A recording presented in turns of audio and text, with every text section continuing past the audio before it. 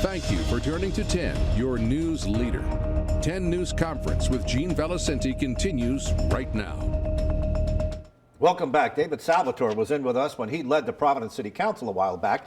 Now he's back with us as director of the nonprofit Providence Foundation with maybe a different perspective on some things. David, welcome back. Thank you, Gene, for having me. Well, you know what? Distinguish the Providence Foundation from the Rhode Island Foundation. One is a larger group, yes, and one is funded differently than yours. Go ahead. Yes. So the Rhode Island Foundation is responsible for the philanthropic needs of the state of Rhode Island. I tell folks all the time, if you're looking for grant money, go and see the other David. Right. I'm not that David. That's I asked David for money. Cicilline. That's right. Yeah. And the Providence Foundation is laser focused on advancing bold visionary measures that enhance downtown Providence. So two very distinct missions. Where do you get your money from? From contributions from our members, made up of the for-profit, nonprofit sectors. Proud to say that we have 130 members and growing. And these are folks who are invested in downtown Providence and understand what the ripple effect is on the rest of the state of Rhode Island. If downtown Providence does well economically, so does the rest of the state. So these are businesses that have an interest in Providence doing better. And by the way, full disclosure, Channel 10 is a member? Yes. Okay. And so are a bunch of other companies. Yes. Now, you're not a lobbyist for these companies, are you? Not for the individual companies. You know, you've got an idea that reflects your membership. That's Go ahead. We advocate, again, for issues that impact the downtown. Now, we don't advocate on behalf of a single member. For instance, in the late 90s or the early 90s, the Providence Foundation partnered with the state of Rhode Island and the city of Providence to relocate, to literally move the 195 highway. Okay. And that opened up 30 acres of developable land that we see today. The Capitol Center, that opened up while uncovering the rivers and creating new placemaking opportunities, opened up opportunity for the convention center, the mall, and other measures and projects. But when you put forth your idea, your vision, it's the vision of the members who fund you. It's business's vision. That's right. Of how to make Providence a better place. That's right. We have a board of directors.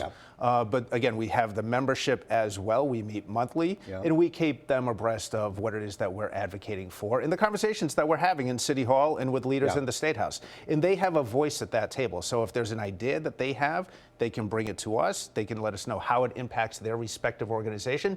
But holistically speaking, how does it positively impact downtown Providence? All right. Now, you know, you used to be the city council president. Yes. And then in your introduction, I said maybe you have a different perspective now, speaking for some of the businesses that fund you.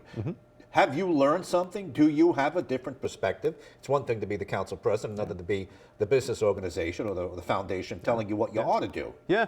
So during my time on the city council, and I think this was not frustrating, but some folks couldn't understand why I was so passionate about downtown Providence. Again, I knew what the ripple effect was on the rest of the city.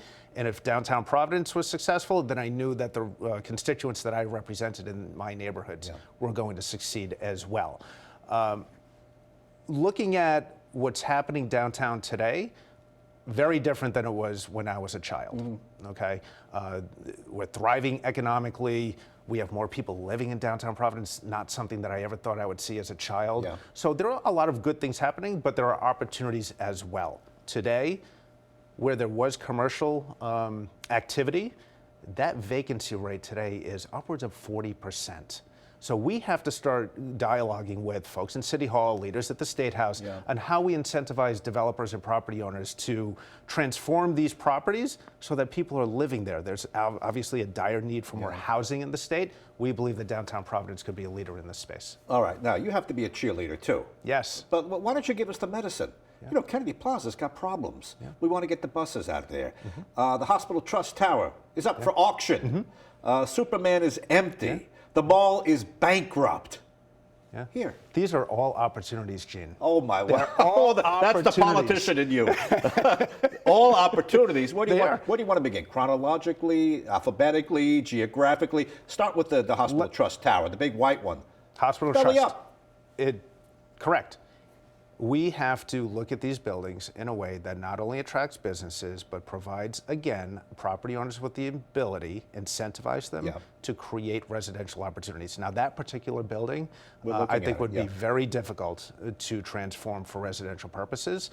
We have in Providence, and I've said this before, and I'll say it again, the third highest effective commercial property tax rate in the country. That's high. That's high. That's very, That's very high. almost So we have to unsustainable. incentivize. I know incentives are not popular, but without a suite of incentives for these property owners and developers, we're not going to see the level of activity that we saw prior to the pandemic. Let's go next door, Superman building. Fill it with residents. Lingering story in the news for years. Once again, an opportunity to add 300 more residents in downtown Providence. Look, Why don't you do it? Look, how many times have we seen this file tape? The guy in Boston owns it. Nothing's happening there. A deal, no deal. 2 steps forward, 3 steps back. Go ahead. I mean, you're talking about, let's put people in there. When? The financing, I think, of some of these buildings are challenging. Post-pandemic, property owners and developers have experienced higher costs for labor. We see what's happening in Washington relative to tariffs. These are concerns that are on the minds of property owners and developers, not only here in Providence, but across the country. But I believe that we are close to getting that building filled and our project started, and that could be the catalyst to drive a lot of the economic vitality and activity that we want to see in the greater Kennedy Plaza area. Well, if you put people in there, you have to put a supermarket. You got to give them things to sustain them. The building that we looked at before that, the Hospital Trust, whoever owns that, they're going to take a haircut. There are tenants in there paying good rent. Maybe Joe Palin will buy that place if the deferred maintenance hasn't gone that far. Before we go over to the mall, Kennedy Plaza's got the buses in it. Yes. You support getting rid of those buses. The foundation supports moving those buses out. It's not about getting rid of buses. No. It's about moving them out of Kennedy Plaza. Move them out of Kennedy Plaza, relocate them to the train station. That is an opportunity that has already been implemented in cities across America, linking bus service with rail service. Makes sense. So this isn't only about relocating buses. This is an opportunity to create an economic opportunity.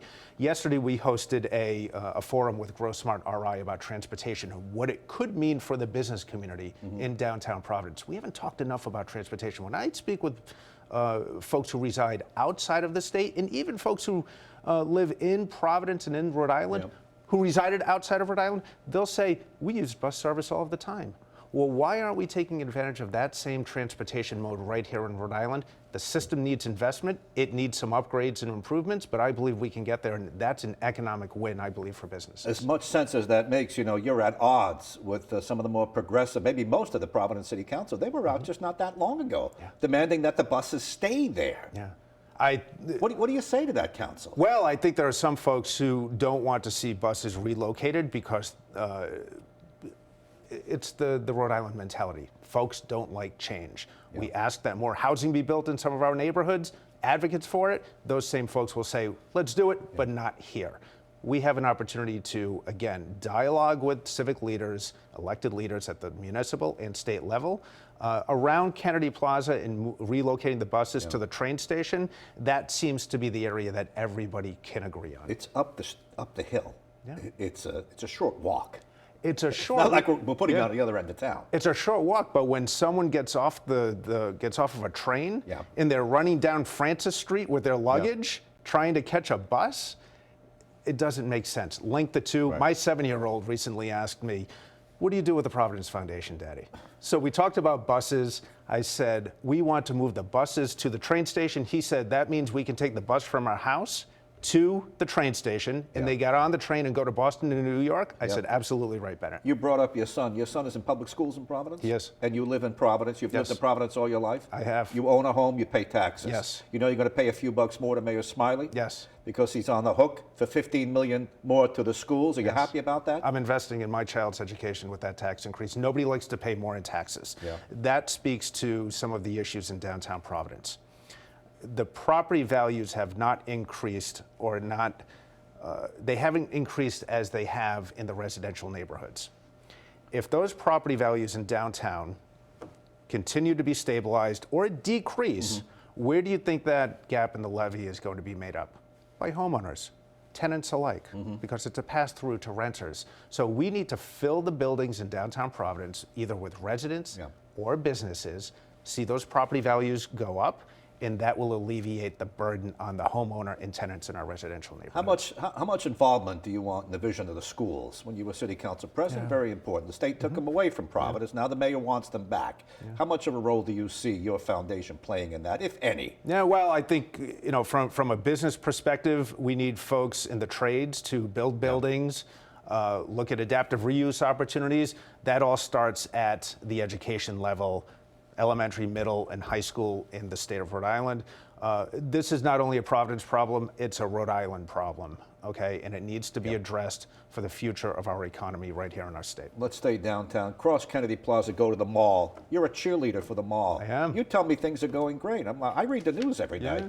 I don't think they're going that great. You're bankrupt. Macy's may pull out. If the Apple store ever leaves, it's lights out. Yeah, Macy's is not leaving. Am I right? Macy's is not leaving. When was the last time you were in the No, mall? I didn't say Macy's is leaving, but they're closing stores. Correct. Yeah, they're not closing this one right away. Nordstrom used to be there, right in that corner. Look. Oh, there used to be a Nordstrom there. There was. Yep. There was. When was the last time you were in the mall? About a month ago, I had to go to the Apple store. Okay. Did you see people? I saw people, yes. And there were Foot traffic? People spending money? I guess I would say yes to all of that, but that doesn't offset the larger issues over there. Yeah. Nordstrom left. Thank God Boscov's is there. Receivers are running it now. Yes, and I met with the receiver yesterday. We talked about some of the issues and challenges and opportunities around the infrastructure of the building, safety. So we are in constant contact with the mall operators, i.e. the receivers at the moment. That relationship has to be sustained and continues so that there's open dialogue. Look, when I go in the mall, when I'm walking through to go to the State House or other destinations, I see consumers. They're spending money. But we have to give people a reason outside of the city to come into downtown Providence. So I think reimagining that space and providing amenities and services and a shopping experience that's conducive to today's consumer, that's what the next owner of the mall, I suspect, will want to do. Well, they're talking about maybe putting offices in there and maybe some housing. They do that in other malls. You're a cheerleader for that. You have to be. Yes. And you got to be a cheerleader for downtown Providence. And you're talking a lot about tax incentives to make people come to move to downtown Providence. We'll continue this on the radio. Thanks for coming in now, David Salvatore. Thank you, Jay. Former Providence City Council President, now running the Providence Foundation.